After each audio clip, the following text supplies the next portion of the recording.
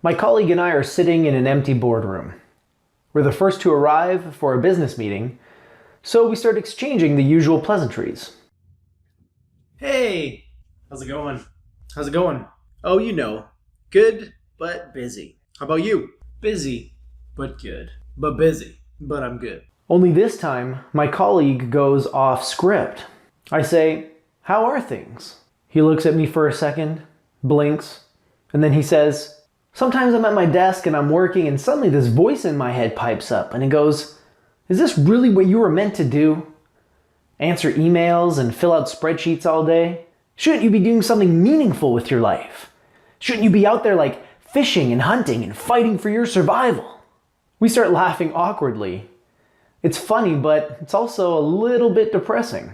So I ask my colleague, I say, "What do you do when the voice starts talking like that?" He shrugs. "I just keep working," he says, "and eventually it goes away. For a while."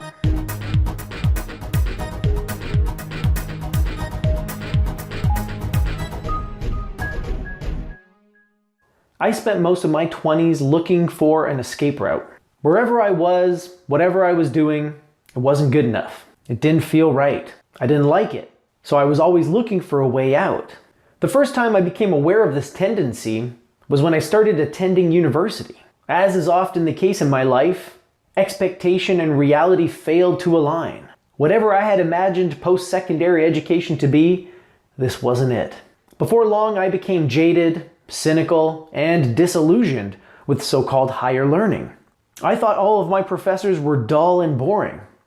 I thought my fellow students were either sophomoric and immature, or pedantic and quibbling over little semantical differences. And the list of grievances went on and on. I lasted a year and a half before dropping out and getting work as a laborer on a construction job site. I had no experience in this domain whatsoever. I went from being a student to a full-blown construction worker, and I was way out of my element. For the first few months, even the most basic tasks were immensely difficult for me. I had to learn everything, from hammering in nails to cutting a piece of wood with a skill saw. Yet somehow being really shitty at something didn't trigger this response of wanting to escape. I was quite content for the first few months because I was being challenged. And so I kept showing up day in and day out. But then I started getting the hang of it. And before long, that familiar feeling reemerged. Like my colleague in the boardroom, I started to wonder, is this my destiny? Is this really what I'm meant to do with my life? Soon enough, I found myself complaining about the dust, about the fact that my boss was in a warm, heated office while I was freezing my nuts off in the rain, working for a dime while the bosses all made $1. You see how the pendulum swings, my friends? Whereas before I couldn't stand to spend a minute longer in a crowded lecture hall listening to some boring professor, now I was sitting here in the rain thinking I'd better get my ass back to class. So I went back to university. And this time, guess what? I didn't even make it a full year. How could I have forgotten? All the factors that forced me to drop out the first time were still there in full force, only now they were being compounded by the fact that I went from being a financially independent, fully employed person to a broke student once again, taking bullshit classes and listening to bullshit professors. Can you guess what happened next? That's right. Back to construction. Back to construction I went. But this time, something changed. I got lucky. I landed one of the most physically grueling, thankless, filthy jobs I've ever worked in my entire life. I say lucky because it was this kind of work that finally pushed me to the breaking point and triggered the first of many realizations I would go on to experience about life, work, and the power of perspective. On this particular job, I was tasked with chiseling out a drainage channel in the client's home. My equipment consisted of a 60-pound jackhammer and 2 5-gallon buckets. My setting? A 4-foot crawl space. I am 5'10". I had to stand doubled over with the jackhammer pressed right up against my chest, burning and pounding against me. There was no light, no breeze, only darkness, dust, and sweat. Lots of sweat. I know what you're wondering. Ollie, What were the 5-gallon buckets for?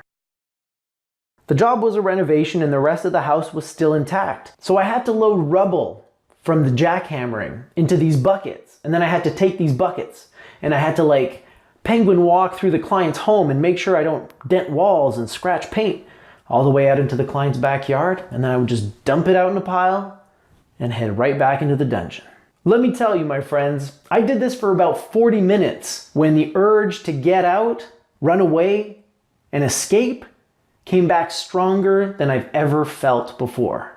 It was like an unstoppable urge to get the fuck out of that crawl space as soon as possible. Adrenaline flooded my system, my amygdala was just getting triggered like a fight or flight response, and I didn't know what to do.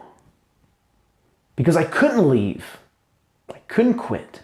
I had bills to pay, a roof to keep over my head, and this many job prospects lined up. So here I was, completely stuck, desperate for a way out of this terrible, horrible, soul-crushing job, and fully aware that no such way was available to me at that time. I knew better than to pine for the good old days of lecture halls and boring professors, and I could see no end in sight in terms of my current career path. Only a long procession of mind-numbing, back-breaking jobs. The tension of these two opposing forces caused something in me to go snap. Amidst the mental lamentations and complaints, a single question presented itself to me and caused silence in my mind. I began to contemplate this question, to follow it along its natural course. One query led to the next, and to the next, and eventually brought me to a revolutionary insight. I didn't know it then, but I had found the way out. What is it about this job specifically that makes it so unbearable? That's the question that started the whole thing. What about this line of work specifically is less enjoyable or fulfilling than another line of work? At the end of this line of questioning, I found a startling idea that would eventually go on to change my life for the better. I will share this idea with you in a future episode, but for now, I have a question of my own to ask you. Do you ever feel the urge to escape certain situations or circumstances in your life? Do you ever find yourself looking for a way out? A way out of a soul-crushing job? A way out of financial stress? A way out of a dysfunctional relationship? If you answered yes, then you're in luck, because over the next few months and over the course of many future episodes, we will explore all the different escape routes that are available to us, to you, here and now. We'll also discuss what lies beyond these escape routes, because of course, to escape means to replace one set of circumstances with another. And you should probably figure out what those other circumstances are going to be before you take your exit. In other words, you want to make sure you're not jumping out of the frying pan and into the goddamn fire. But I am getting ahead of myself. Before we can even talk about the different escape routes, we have to talk about where these escape routes can be found. In my personal experience, I found that the escape route was hiding in plain sight, in the last place I would have ever thought to look. Yes, my friends, in my experience, the way out lies within.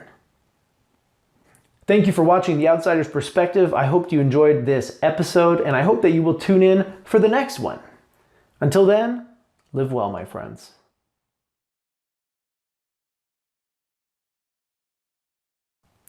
Live well, live well.